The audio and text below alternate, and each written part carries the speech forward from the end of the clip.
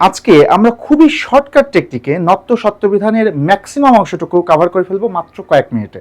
খেয়াল করে দেখেন, আমরা এখানে কিছু জিনিস লিখেছি এবং এঁকেছি। এখানে লিখেছি মূর্ধন্য ন, এখানে মূর্ধন্য স, রি র মূর্ধন্য স, ক ট বর্গের সাথে বিদেশি শব্দে। জিনিসটা বুঝিয়ে দিচ্ছি, ভালো করে দেখেন। রি এবং র এখান থেকে দেখেন অ্যারো চিহ্ন গিয়েছে মূর্ধন্য নতে এবং মূর্ধন্য সতে। এর মানে হচ্ছে রি এবং র এই দুইটা বর্ণের পরে সবসময় মূর্ধন্য ন হয় এবং মূর্ধন্য স হয়। ঠিক আছে, তার আগে অবশ্যই মনে রাখতে হবে যে এই দুইটা বর্ণ কিন্তু শুধু তৎসম শব্দে ব্যবহৃত হয়। ঠিক আছে, এখন নিয়মে বলছে কি রি এবং র এর পরে মূর্ধন্য ন বসে, রি এবং র এর পরে মূর্ধন্য স বসে। উদাহরণ দেখা যাক।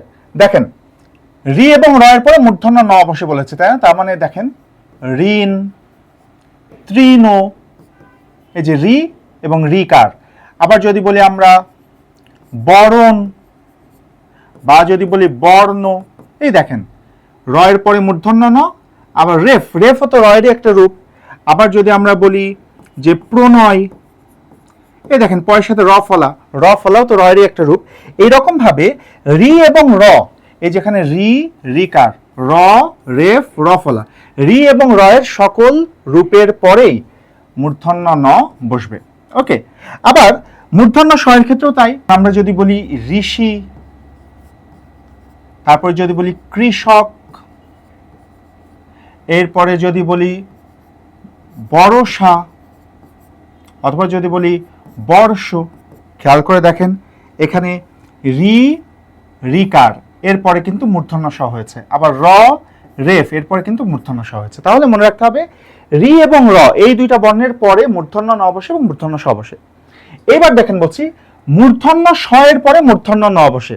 যেমন আমরা যদি উদাহরণ দিই যে বর্ষণ, বর্ষণ, এই যে মূর্ধন্য স এর পরে মূর্ধন্য ন বসলো। আবার এখানে বলছি ক এর পরে মূর্ধন্য স বসে।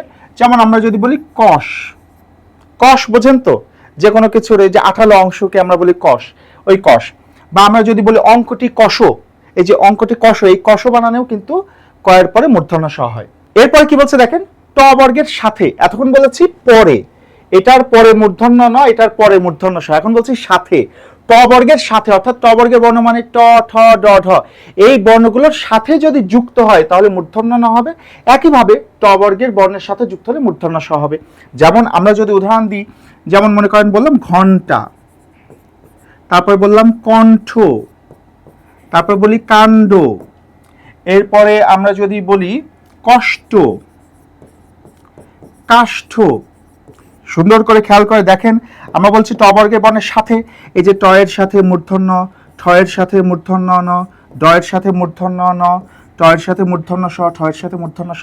কথা কি ক্লিয়ার? তাহলে ট বর্গের বর্ণের সাথে যুক্ত হলে দন্ত ন না হয়ে মূর্ধন্য হবে, আবার এদিকে মূর্ধন্য স হবে। এইবার দেখেন বলছি বিদেশি শব্দে দুই পাশে ক্রস দিয়েছি, তার মানে বিদেশি শব্দের বানানে মূর্ধন্য ন হবে না, মূর্ধন্য স হবে না।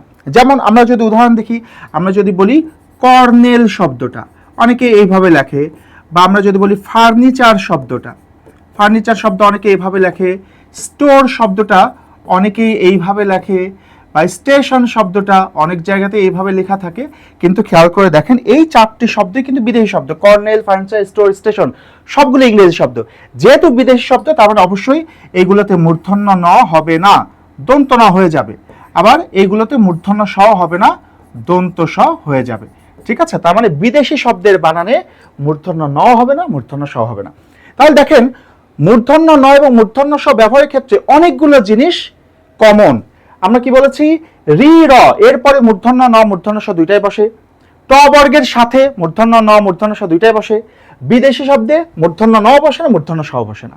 ঠিক আছে, এইটুকু মনে রাখলে আমাদের কিন্তু নত্ব সত্যবিধানের 60% কমপ্লিট হয়ে যাবে। এবং তার চাইতে গুরুত্বপূর্ণ বিষয় হচ্ছে কয়েকশো বানান কিন্তু শুদ্ধ হয়ে যাবে, শুধু যদি আমরা এইটুকু মনে রাখতে পারি।